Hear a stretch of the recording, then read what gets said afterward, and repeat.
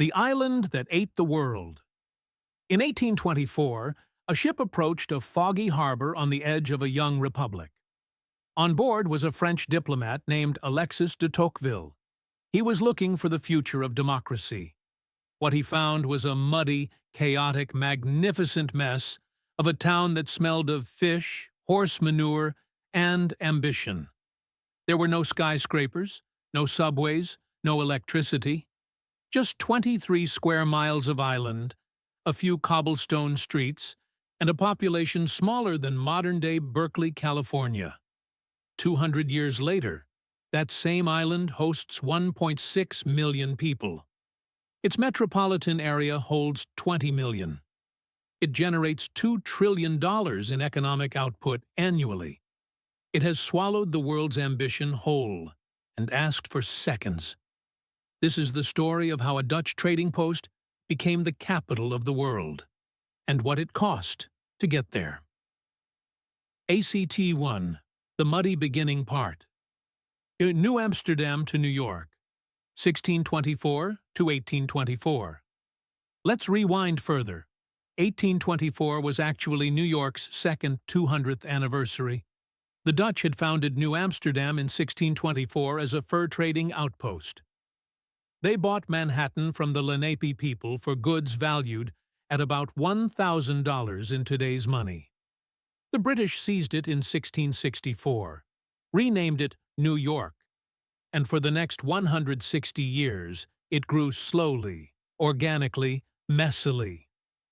By 1824, it was still fundamentally a walking city. The fastest way to travel was horseback. The tallest structure was Trinity Church, 284 feet of Gothic stone that dominated the skyline like a cathedral in a medieval village.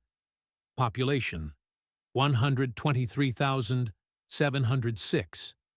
123,000 people. That's it. Packed mostly below 14th Street. The streets were unpaved. When it rained, they became rivers of mud mixed with sewage. When it was dry, dust choked you. Pigs roamed freely, acting as the city's garbage collection system. But here is what made 1824 the perfect starting point. The Erie Canal was about to open, and that single engineering project would transform this provincial port into the economic engine of a continent. Part B: The Canal That Built a City. Governor DeWitt Clinton had a crazy idea. He wanted to dig a 363-mile ditch through the wilderness to connect the Hudson River to the Great Lakes. Critics called it Clinton's folly. They said it would never work.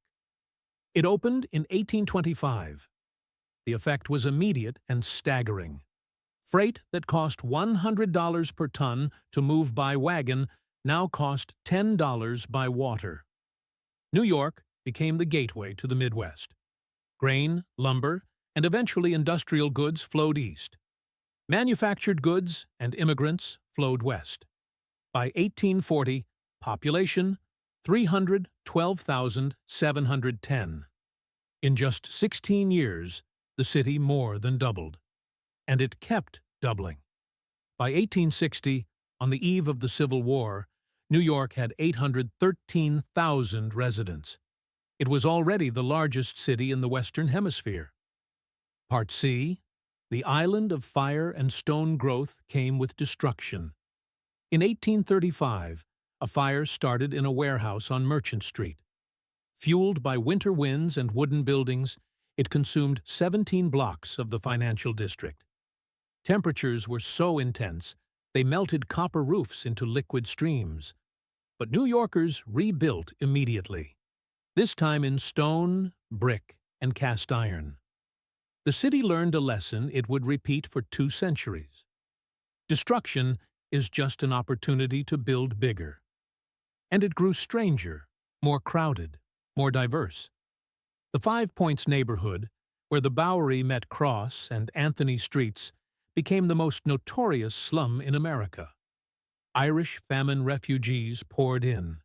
Free black communities established themselves despite brutal discrimination. German immigrants brought beer halls and political radicalism. By 1850, half the city's residents were foreign-born. This was the original melting pot, boiling over. Act 2. The Vertical City Part A. Steel, steam, and the Great Migration. After the Civil War, New York entered its adolescence with a growth spurt that changed the physics of cities. The Brooklyn Bridge opened in 1883, the longest suspension bridge in the world. It physically united Manhattan with Brooklyn, which wouldn't politically merge until 1898. But the real revolution was vertical. In 1885, Chicago built the first skyscraper. New York looked at it and said, "Hold my beer." The steel frame made it possible. The elevator made it practical.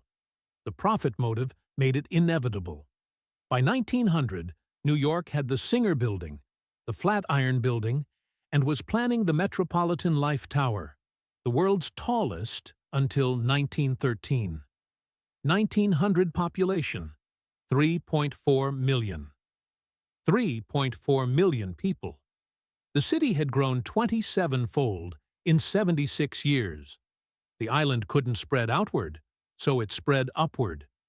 And it filled with the greatest wave of human migration in history. Ellis Island opened in 1892. Over the next 40 years, 12 million immigrants would pass through. Italians, Jews, Poles, Russians, Greeks, Armenians. They transformed every neighborhood they touched. The Lower East.